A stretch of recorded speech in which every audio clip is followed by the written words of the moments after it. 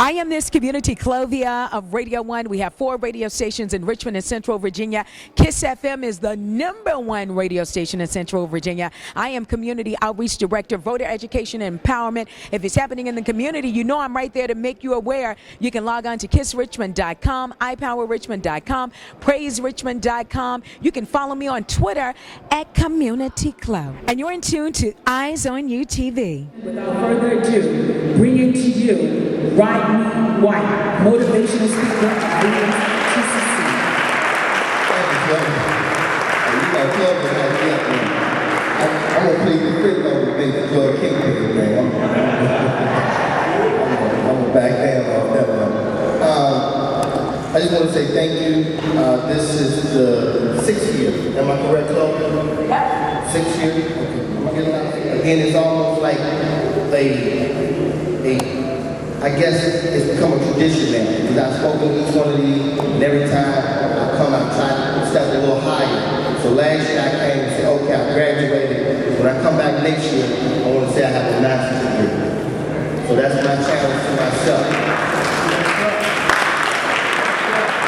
But this is the challenge that I now have for you.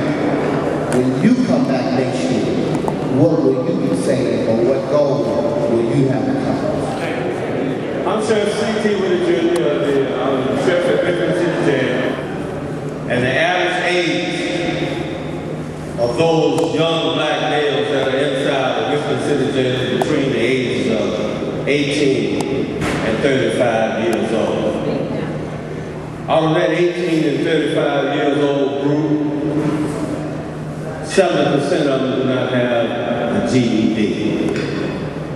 Another 7% of them do not know who their fathers are and was raised by their grandmother, their mother, their older sister, or someone else in the neighborhood. And I said this for a purpose.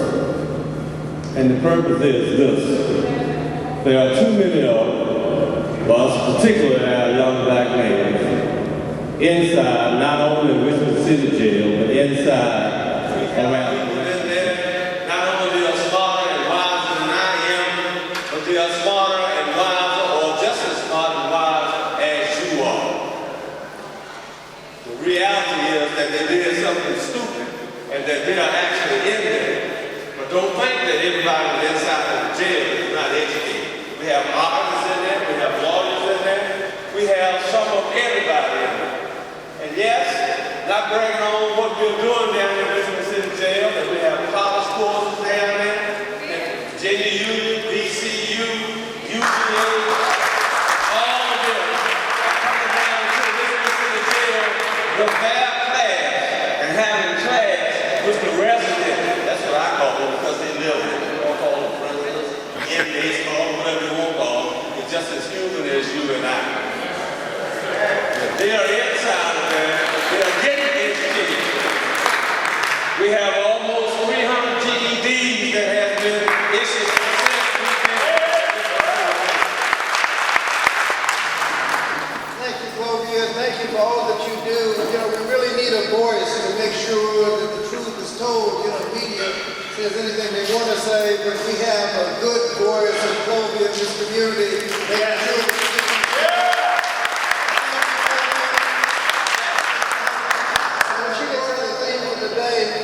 What does a real black man look like? And having to pose the question gives you some of the problem that we have. Why don't we already know? And the reason is that so many young boys, before they come in, are dropping out of school, getting in trouble, not being fathers, going to prison, that we have to inquire what the real black man looks like. I serve in Congress as the lead Democrat on the crime subcommittee, or the Judiciary Committee, crime subcommittee. And let me tell you, we look at incarceration patterns, and we spend so much time making up those slogans and sound bites to see how long we can lock you up. That we look up, and now we lock up a higher portion of our population than any country on earth by far. So much so that the Pew Research Center said anything, if you're locking up more than 500 people for every 100,000 population, more than 500 per 100,000, it's actually counterproductive. You're messing up so many families, you're wasting so much money, you got so many people with criminal records can't find jobs, that it's actually counterproductive. The United States average, 700 and some per 100,000. Most countries is 50 to 200, 700 and some, but in the black community, over 2,000. Over 2,000. Most of the world, 50 to 200, over 500 counterproductive. And here we are, locking up people over 2,000 or 100,000 because we got all these slogans and sound bites. Reach rights for driving, life without parole. If you do, you don't time. If you do, you don't do, you don't crime. If you do, you don't time. All these slogans and sound bites and rhymes. And we now lock up a higher portion of our population in any country on earth by far. And it's not free. If you just took a little bit of that counterproductive money and invested it in education, so fewer of our young people would be dropping out of school, be getting better educations, have better opportunities, better access to college, early childhood education so they get on the right track and stay on the right track. Just a little portion of the money we waste on our prisons, we would know what black men are supposed to look like. But that's what we're trying to do in Washington, trying to get together and make sure that young people get on the right track and stay on the right track. And I've introduced legislation, the Youth Promise Act, that will spend money in communities in comprehensive programs to get young people on the right track and keep them on the right track. And we're working on it. We got a lot of co-sponsors, but we got a lot of resistance because a lot of people aren't interested in young people getting on the right track and staying on the right track. They'd rather wait for them to drop out of school, join the gang, and then look all tough on crime and just lock people up. Counterproductive. They don't care. It helps them get elected. And so that's the direction that we're going on. But part of the problem is, instead of spending money the way we're supposed to spend money, like on education and jobs and stuff like that, we spend all our money on tax cuts. January 1st, they had this so-called cliff deal, this cliff deal. We spent $3.9 trillion on people's tax cuts. No education money in that package, no jobs in the package, just tax cuts, $3.9 trillion. And then I guess we're going to figure out how to pay for it later. Reminds me of a story they tell about Ed Willie, who was chair of the Senate Finance Committee when I was in the state Senate. Ed Willie, state senator from Richmond, had a reputation of being conservative, real conservative. They called him stingy. Said you couldn't get a dime out of a program. Everybody hated him. When he went into a bar, as the story goes, he went into the bar right before the election, and you could hear the people mumbling. Well, they go, Ed Willie, ain't nobody named Ed Willie, you stingy. They got a dime out of a program. Nobody there. And he heard him mumbling, and he lifted up his beer, turned to the bartender, and said, bartender, when Ed Willie drinks, everybody drinks. They couldn't believe it. He said it to the whole house. They started cheering. Oh, Ed Willie, so you're saying his name, Ed Willie, he's my man. Why are you talking bad about Ed Willie? Got every vote in here set up the house like that. Oh, they were just cheering and celebrating. And Ed Willie took a couple of dollars out of his pocket, put it on the table, and said, bartender, everybody looked up. Bartender, when Ed Willie pays, everybody pays. Live on your TV here live at Clovia's Community Men's Forum. So basically, we want to make sure that we give you an extended invite to come work out with us so that you can be in better shape and have a better quality of life. Tony Hill's Nutritional Fitness Solutions. We work out at U-Turn Sports Academy over on Staples Mill Road. It's 2101 Mayville in Richmond, Virginia. So, if you want to give us a call, do so at 804-437-3205. But nonetheless, we invite you to come get in shape with us at U-Turn Sports Academy, Richmond. Message, Kevin Bledsoe of Tony Hill Nutrition Fitness Solutions. We're looking good. Probably 50 this year. That's all right. Yeah, I'll be 50 this year, and I feel pretty good. So, first state something because I think it's important to understand that there's been a common theme that we should be pouring into our young people. Okay? Give yourselves a round of applause just for being here. And I say that because it's each and every one of our jobs to share something of importance, something of relevance to our young people. And I'm going to give you something that I share each and every time I get an opportunity to speak to a group, whether that's young people or this group in particular. And that is, we've got to be telling them, and we've got to be showing them that they can become anything they want to become. But we also have to work on giving them a roadmap. So one of the things that I usually open up and share with them is that the only difference between the person you are today and the person you aspire to be is time. Where are you spending your time? For there is where you will find your success. You see, we've got to be working on becoming what we want to become. And we've got to encourage our young men and women to do the same thing. We've got to show them how. And in order to do that, we also have to be healthy enough. We have to simply be alive. The American Heart Association, I'm an ambassador for the American Heart Association. And so our message is very simple. And that message is to know your numbers. We've got to know our blood pressure. We've got to know our glucose levels. And we've got to know our cholesterol levels. Why is that so important? It's so important because if we know these numbers, it decreases the opportunity to have a stroke. And if any of you have ever met anybody with a stroke or that had a stroke and see how sometimes it impairs you. I got a story told to me one time about a young man who had a stroke. And when he had that stroke, he couldn't do anything for himself anymore.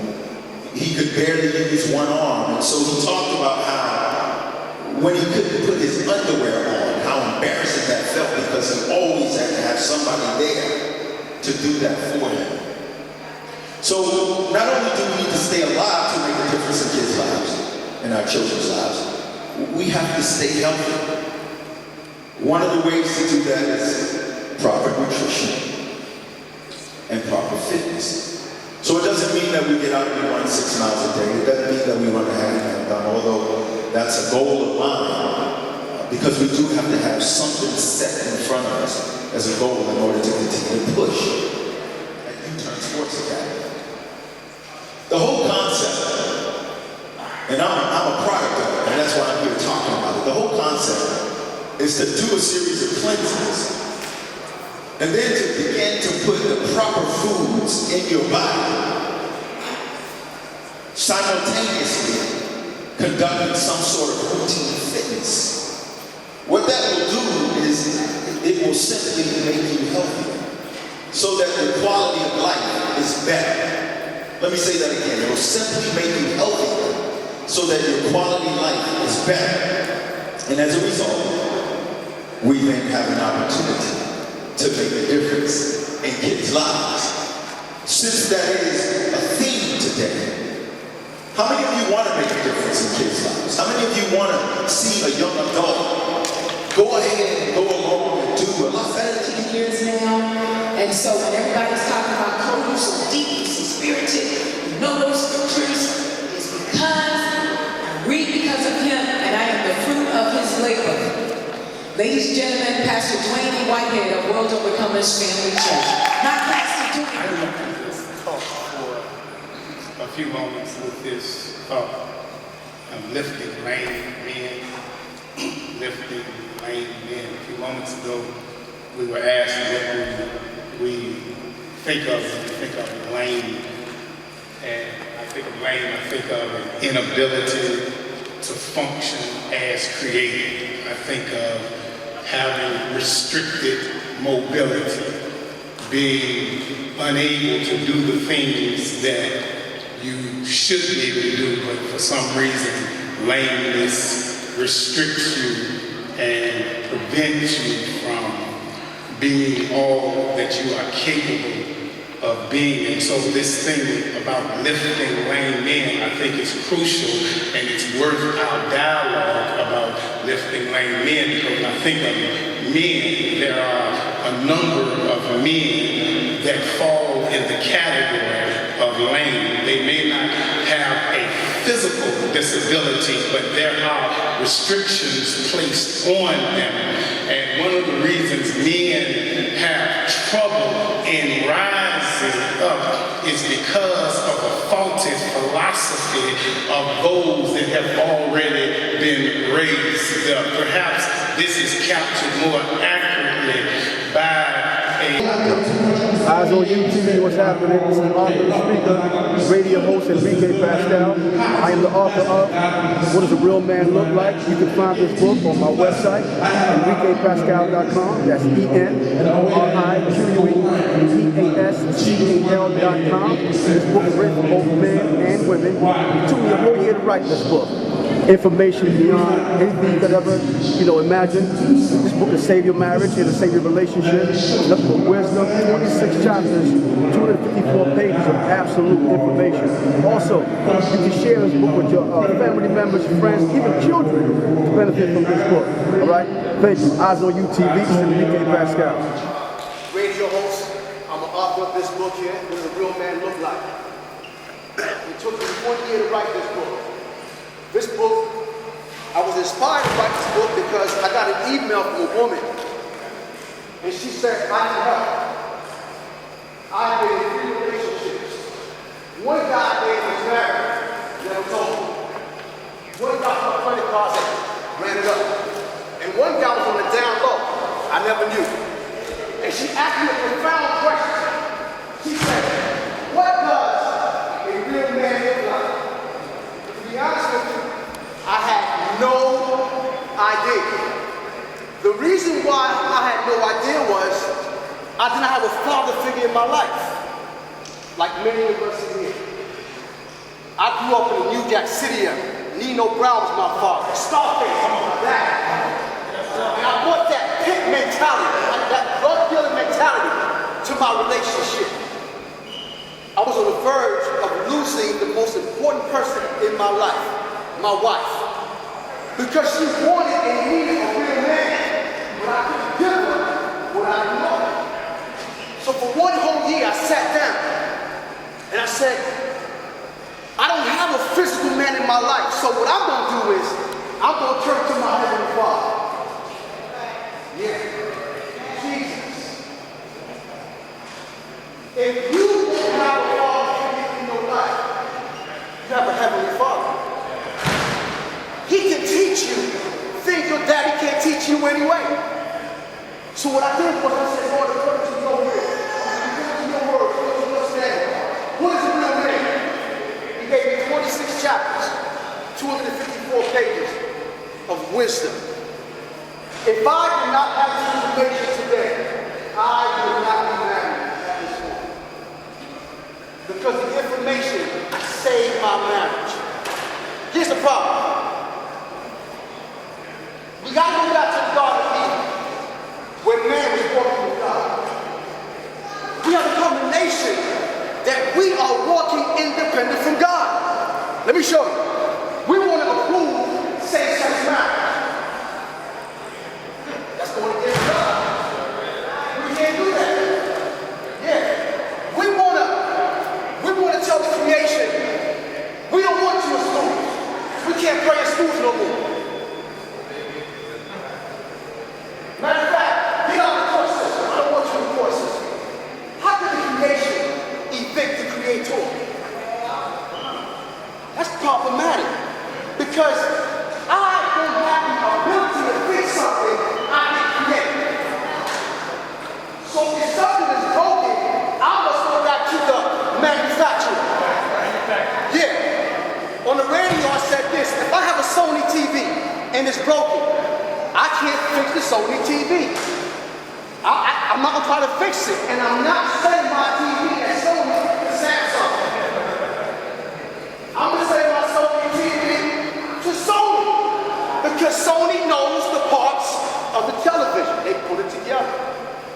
We got to go back to the manufacturer.